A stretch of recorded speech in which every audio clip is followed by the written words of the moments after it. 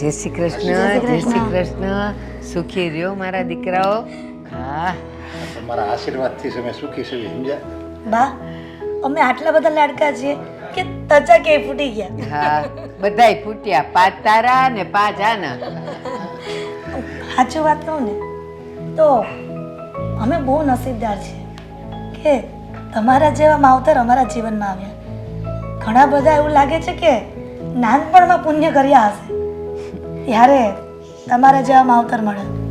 હિરલ, એક વાત કહું બેટા, હા બોલો ને. એ પુણ્ય તો મારા ભવના હશે કે આવા દીકરા મળ્યા, આવી વહુ મળી. અને બેટા, તું નાની હતી ત્યારે તે મુલાકાત કરેલા ને? હા બસ, તો તે છે ને આખા ચોખે દેવ પૂજ્યા હતા. આ એટલે તને આવા માવતર મળ્યા. લે, હા એ વાત પણ સાચી છે. અને બા, અમે જે અત્યારે છીએ ને, જે મેં પ્રગતિ કરી, મારા જીવનમાં જે ખુશી છે, જે સુખ છે, એ બધું જ તમારો પ્રતાપ છે, તમારા આશીર્વાદ છે. જો તમારા આશીર્વાદ ન હોય ને તો મને એટલી બધી ધંધામાં સફળતા જ ન મળે. લોકો એમ કહે છે કે મેં કર્યું, આ બધું મેં કર્યું, મારી મહેનત, મારી બુદ્ધિ, પણ એવું કાંઈ નથી. ફક્ત એના મા બાપના જ આશીર્વાદ હોય. મા બાપને એ ખુશ રાખે એટલે માની લેવાનું કે 33 કરોડ દેવતાના આશીર્વાદ આવી ગયા એમ. બેટા નરેશ, આ તો તારી મહાનતા છે કે તું મને આટલું બધું માન આપે છે, મારો આદર સત્કાર કરે છે. બાકી મને ખબર છે ઘરના અને લોહીના સંસ્કાર તો ક્યાંય ન જાય. આ નાનપણના મારા આપેલા સંસ્કાર બોલે છે. અને હિરલ, તને ખબર ન હોય ને તો હું કહી દઉં, આ હાવ નાનકડો હતો અને જો હું ઘરમાં કામ કરતી હોઉં ને, એ રમીને આવે ને અને જરાક મારું મોઢું કટાણું જોવે ને, બધુંય છોડીને મારી પાસે બેસી જાય. બસ બા બોલ, તને હું થાય છે, તારે કઈ ચા પીવી છે, એ બધુંય આવડે એને. નાનો હતો ત્યારથી ચા પાણી બધુંય કરી દેતો મને. લે, અને રાતે તો હું કહું કે ન કહું, મારા પગ તો દુખતા જ નહીં, પણ મારા પગ કચર્યા વગર આ છોકરો હૂતો નથી. અરે હું એટલો નહીં, મારા 8 ભાઈઓ, મોટા ભાઈ, મારથી નાનો, બધા તમારી સેવા કરતા. કરતા બધાય, પણ અત્યારે તો હામે છે એના જ વખાણ કરું ને. એ બધાય આવશે ત્યારે એનું કરશું. પણ સાચું કહું ને, એ મારા પગ કચર્યા વગર હૂતો નહીં. પછી છે ને મારા અંદર હૈયામાંથી એક આશીર્વાદ નીકળે કે બટા તારું હારું થાય ને અભરે ભરાય. આ ઈ આશીર્વાદ અત્યારે એને કામ આવે છે. બોલ. સાચી વાત છો બા. આ ઉમરાવાળીને પૂજીએ ને તો ડુંગરાવાળીને પૂજવાની કોઈ જરૂર નથી. એ આપોઆપ સહાય કરે છે. સાચી વાત છે. જે છોકરાઓ માવતરની આંતરડી ઠારે છે ને, ભગવાન એને હંમેશા સુખી રાખે. અને ભગવાન તો એને ઘરવાળી એવી જ દે. એટલો આ મારો છોકરો તો આજથી, અને સવારે રોજ મહાદેવે જવાનું, એને કનૈયાના ભજન ગાય ને મૂકે. નાનકડો હતો ત્યારથી એવો છે. બોલ, ઓલા 8માના તો હજી 1-2 એવા હતા, થોડાક તોછડા.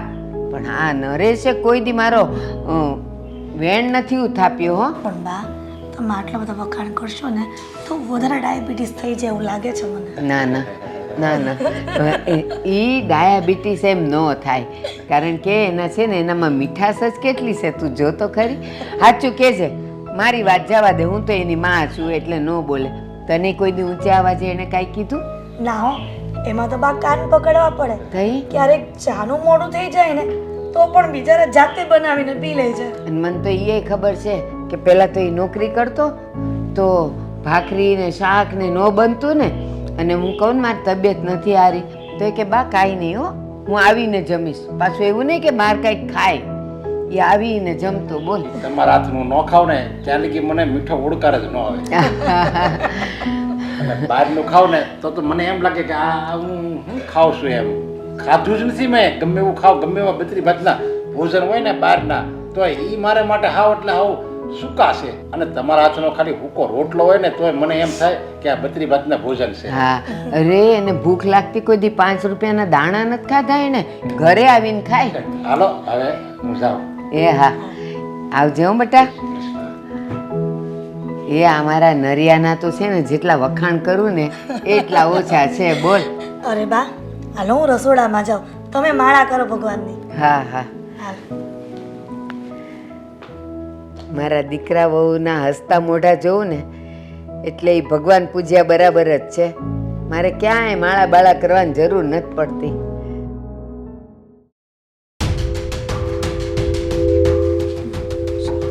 આ જોડે ઓફિસે જતા હોય છે હાલો ત્યારે એટલે ઉભરે આવી રીતે હાલો એમ એટલે હું તારો મિત્ર છું, તારો પપ્પો છું, તારી મમ્મી છે. સારું ત્યારે જય શ્રી કૃષ્ણ પપ્પા મમ્મી. જય શ્રી કૃષ્ણ. ચલો જય શ્રી કૃષ્ણ જય શ્રી નહીં, કૃષ્ણ કહી દઉં ને. જય શ્રી કૃષ્ણ. અરે આમ જો તને સંસ્કાર એવું કઈ છે જ નહીં તમારામાં. અમે હું જે એમ જાતો ને કામે જાતો ને તો હું મારા બા બાપુજીને પગે લાગીને જાતો અને કેમ છે કેમ નહીં એમ તબિયત પાણી એને પૂછવાના એટલે એને સારું લાગે. તમને હું એવું કઈ ભાન જ નથી તમને બેમાં. એ સમય વયો ગયો. કઈ શિખામણ આપો જ મને? હા સમય વયો નથી ગયો, સમય ઈનો ઈ છે. આ માણસ બદલાઈ ગયો છે. માણસ અત્યારે સંસ્કાર વગરનો થઈ ગયો છે. એને કઈ ખબર જ નથી, કોઈ ભાન નથી માણસને, એટલે આ જમાનો બદલાઈ ગયો. બાકી સમય તો ઈ જ છે. હા તો પણ તમને ખબર જ છે કે આ સંસ્કાર માણસમાં સંસ્કાર નથી રહ્યા તો શું કામ અમારી યારે મગજમારી કરો છો? આ જય શ્રી કૃષ્ણ કીધી ને એ પણ બહુ મોટી વાત છે. સાગર, જય શ્રી કૃષ્ણ કરીને કઈ ઉપકાર નથી કર્યો. અને બંને દીકરાઓ જો આવી રીતના જ કરશે ને તો વહુઓ પણ આવી રીતે જ વર્તન કરશે. આ તો તમે ક્યાં સારું વર્તન કરો છો? હા ઘરમાં શાંતિ તો લેવા દેતા નથી બંને માણા અને પાછા અમને શીખવાડો છો. અરે તમારે મને પગે લગાય કે તું દીકરા અમને હાચવે છો, અમને કઈ કરતો નથી, અમારું ધ્યાન રાખે છો. લાગો પગે. તમે નાનપણથી કઈ કામે ચડતા નથી થઈ ગયા. આ નાનપણથી મોટા કરવામાં માવતરનો ઘણો બધો ફાળો હોય છે. એ બધા કરે, એમાં કઈ ઉપકાર નથી કર્યો તમે હા મારા પર? વાત કરો છો તે જતા હશે તો એ રીતે કે જાણે આ આખી દુનિયામાં તમે લોકોએ જ અમને ઉછેરીને મોટા કર્યા, બાકી તો બીજા માવતર તો છોકરાનું ઉતા કરતા જ નથી. અરે સાગર, હવે એક શબ્દ પણ મોઢામાંથી કાઢતો નહીં. શું કામ ના કાઢું? શું કામ ના બોલું હું? આ કારણ કે અમે બંને ભાઈઓ કમાઈએ છીએ ને ત્યારે તમારું ભરણ પોષણ થાય છે. વાતો કરો છો. તમારા લીધે નથી થતું હો. મારા લીધે થાય છે ને મારા લીધે તમારું ભરણ પોષણ થાય છે. આ તમે જે મકાનમાં રહો ને ઈ મારું છે, મારી કમાણીનું છે. અત્યારે હું તમને બહાર કાઢી મૂકું ને તો તમારા કોઈ ઠેકાણા નથી. અને તમને બહાર કાઢી મૂકીએ તો આ તમારું જ મકાન છે, છતાંય તમને ધક્કા મારીને બહાર કાઢી મૂકશું તમે શું કરી લેવો? બોલો ને, જે જવાબ. આ છે ને મારી વાત સાંભળી લ્યો. આજ પછી મને ક્યારે રોકવાની કોશિશ ન કરતા સવાર સવારમાં ને મારો મગજ ખરાબ જરાય ન કરતા. સમજી ગયા તમે? એટલે તું હું બોલે છે તને ભાન છે? તારા બાપ હમે તું બોલે છે? મેં તમને સવાર સવારમાં બતાવ્યા નહોતા. હું અહીંયાથી શાંતિથી જતો હતો, મેં ખાલી તમને કીધું કે ચાલો ત્યારે, તો એમાં થઈ શું ગયું? અરે હું તને સંસ્કાર આપવાની વાતો કરતો હતો. કઈ હું તને એમ નતો કેતો કે તું આયા રે ને મારા પગ દાબ ને મને પાણી એમ મેં તને કઈ નથી કીધું. ખાલી સંસ્કાર આપવાની વાતો કરી. અને આ તારા સંસ્કાર એટલા માટે મેં આપવાની વાતો કરી કે આ તારા સંસ્કાર હોય ને તો આપણા ઘરમાં સુખ શાંતિ રહે. સંસ્કાર વાતો તો જાણે એવી કરે છે કે આપણા કારણે ઘરની અશાંતિ થઈ છે, આપણા કારણે જ આ ઘરમાં ઝઘડા થાય છે. એ લોકોનો તો કઈ ફાળો જ નથી. સાગર, આદિ, તમે આ બંને ભાઈઓ શું કરવા બેઠા છો ઘરમાં? તમારે આવું જ કરવાનું છે? આ તમારા પપ્પાની સામે બોલવાનું છે, મારી સામે બોલવાનું છે? જ્યાંથી ઉંમરે સુધરી જાવ ને. હા તમને લોકોને જરાય વિચાર નથી આવતો કે અમે આવું શું કામ કરતા હશું? જો. પોતાના મા બાપ સાથે કોઈ પણ દીકરો આવું ખરાબ વર્તન ક્યારે કરતો હોય કે મા બાપ પાસે પણ સંસ્કાર ન રહ્યા હોય, એ છે ને એનું વર્તનમાં સુધારો ન લાવતા હોય અને એની વહુ સાથે ન કરવાનું વર્તન કરતા હોય ત્યારે. તું હું બોલે છે? તું હું બોલે છે? ભાન છે તને? બસ હવે હા ગુસ્સો આવ્યો તો હાથ ઉપાડી લીધો. મન તો મને થાય છે એક મૂકી દઉં, પણ આ તો મને એમ થાય છે કે રહેવા દો. બાપા છે ને, હાથ ઉપાડીશ તો વધારે દુઃખ લાગશે એને. અને તમને છે ને બીજું કોઈ દિવસ આવડો નથી ને, આ વર્ષે પણ નહીં. હા ઉંમરે છે ને હરીનું નામ લેવાનું હોય ને, ખોટી પંચાયત નો કરવાની હોય. દીકરાઓ જેમ કરે છે ને એમ કરવા દેવાનું હોય, પણ નહીં, તમારે તો ડપસિયાણ મારવા જ હોય છે. અરે સંસ્કાર આપવા છે. આ ઉંમરે આપણને સંસ્કાર આપવા બેઠા છે. સંસ્કાર તો પહેલા અપાય. હવે શું છે?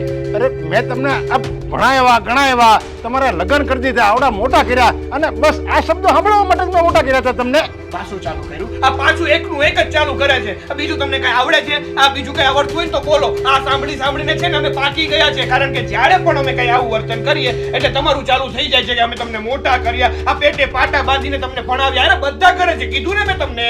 અમે તમારા મા બાપ છે કે તમે અમારા? થોડોક તો શરમ રાખો, થોડોક ભગવાનનો ડર રાખો કે માવતરની સામે આટલું ઊંચા અવાજે વાત કરો. કેટલું પાપ ચડાવશો માથે તમારા? જો આવું નવું વર્તન તમારું રહે ને તો તમને હું છે ને આ ઘરમાંથી કાઢી મૂકી હો. કાઢી મૂકું ધમકી કોને આપો છો? અમારે પણ આ ઘરમાં નથી રહેવું. આ હું છે ને મારી ઘરવાળી લઈને જુદો રહેવા જતો રહીશ. બસ શાંતિ. અને હું પણ રહેવાનો નથી. મને પણ કોઈ શોખ નથી આ ઘરમાં રહેવાનું. અમારી અંદર એટલી તો આવડત છે કે અમે અમારી રીતે અમારું પૂરું કરી શકીએ છીએ. એટલે તમારે હવે સુધરવું નથી, બાપથી જુદું રહેવું છે. બાકી હું તમને જે કહું એ સારા માટે જ કહું છું, એ તમને પાલન નથી કરવું એમ ને? તમે કોને સમજાવો છો આદિના પપ્પા? ખાવા દો ને અલગ, ખબર પડે કે કેટલી વિશે સો થાય છે ત્યારે માવતરની કિંમત સમજાશે.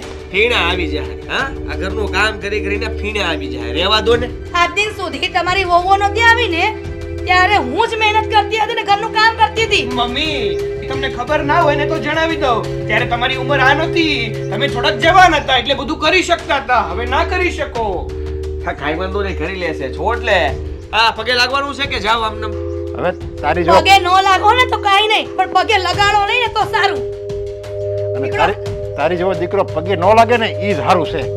લાફા ઉગામાં તૈયાર થઈ ગયો બાપ ઉપર. શરમ આવે કે નહીં? તમે તો મારી દીધો, તમને શરમ ના આવી? અરે હું તો તારો બાપ છું, ગમે કરી શકું. તને મોટો કર્યો છે, ભણાયો ગણાયો, એ બધું ભૂલી ગયો. ચલો ને ભાઈ, આજ પાછું ચાલુ કરશે. ચલો, એકનું એક જ લવાનું.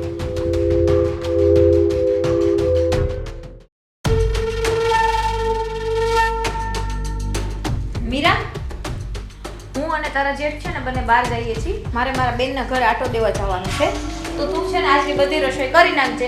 અને આ જો મગ પલાર્યા છે એટલે ખાસ કરીને મગ ભાત તો કરજે જ, કેમ કે તારા જેઠને મગનું જ શાક ભાવશે.